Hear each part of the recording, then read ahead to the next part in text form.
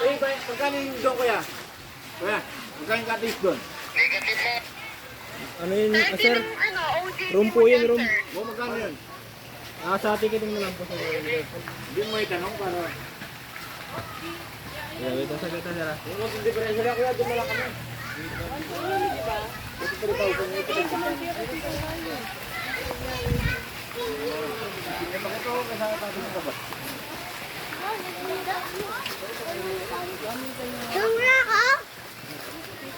Oh, di. Oh, tika hindi. Mag-vlog na ko.